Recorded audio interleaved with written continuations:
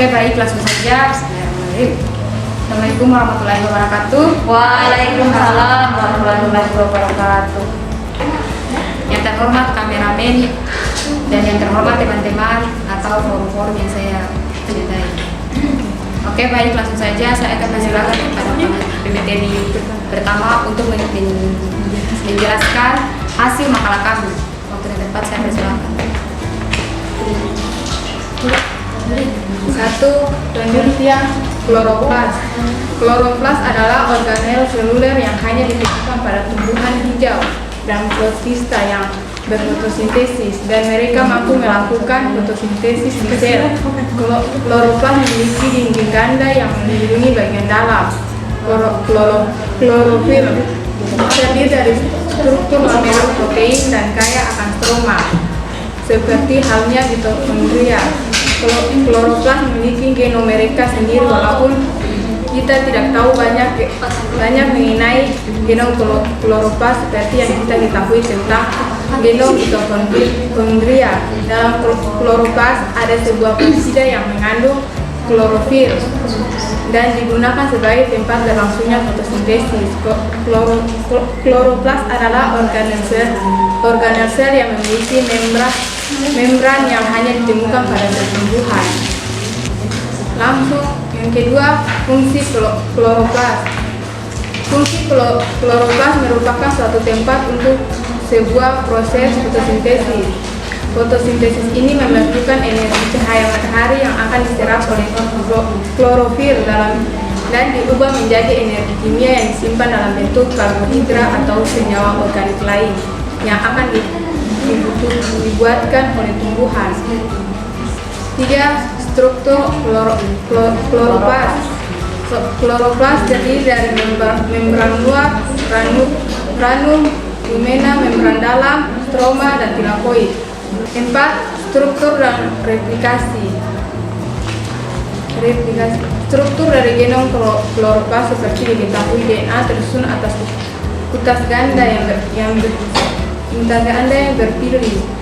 Ganda berpilih dan terdiri dari struktur protein DNA kloroplas lebih besar daripada DNA mitokondria hewan, dengan ukuran antara 8 kb hingga 600 kb. Jumlah triun DNA kloroplas pada setiap kloroplas bervariasi setiap spesies.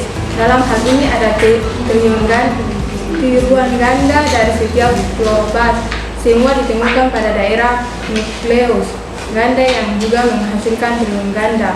Pada individu uniseluler seperti alga hijau, Chlamydomonas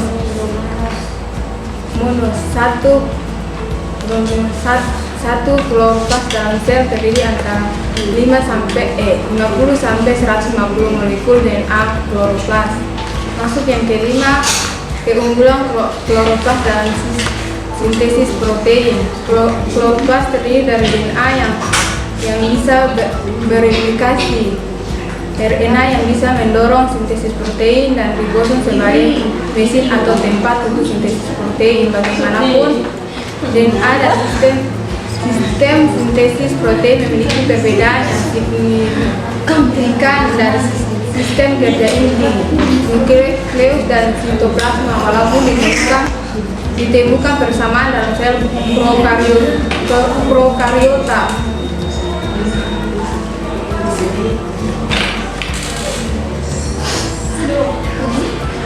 Oke, itu saya bermateri dan saya selanjutnya saya serahkan ke materi kedua. Oke, baik, langsung saja pengertian inti sel. Nukleus atau inti sel adalah organ yang sangat khusus yang berfungsi sebagai pusat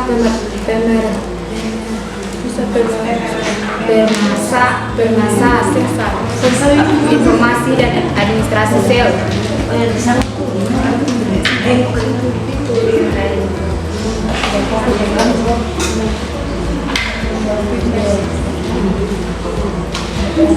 Fungsi inti sel. Setiap organ memiliki peran yang berbeda-beda. Inti sel sendiri memiliki fungsi utama sebagai pusat informasi dan kendali seluruh seluruh aktivitas sel jika diibaratkan dengan tubuh manusia. Inti sel atau nukleus memiliki peran yang mirip dengan otak. Tak hanya itu, beberapa fungsi lain dari inti sel atau nukleus adalah menyimpan informasi genetika dalam bentuk DNA. 2. Mengontrol pertumbuhan dan pembelahan sel. 3. Mengontrol mengatur metabolisme sel dengan sintesis berbagai enzim. 4. Memproduksi RNA. 5. Memproduksi ribosom. Bagian-bagian inti sel ada 4. 1. Selubung inti. 2. Nukleoplasma. 3. Nukleus. 4. Kromosom. Baik, itu saja hasil presentasi dari kami. Saya persilakan kepada teman-teman apakah ada kritik atau masukan atau tanggapan atau pertanyaan, ya saya persilakan.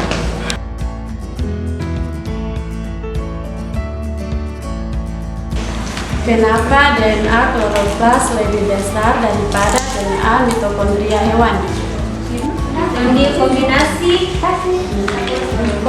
DNA dan protein dengan kromosom ini terbentuk juga dengan kromatin. Jadi pertanyaan saya di sini, jelaskan apa itu kromatin. Coba jelaskan reaksi pembentukan ATP. Apa itu DNA dalam kloroplas dan fungsi DNA dalam kloroplas? Kenapa satu kloroplas dalam sel terdiri antara 50 sampai 150 molekul DNA kloroplas?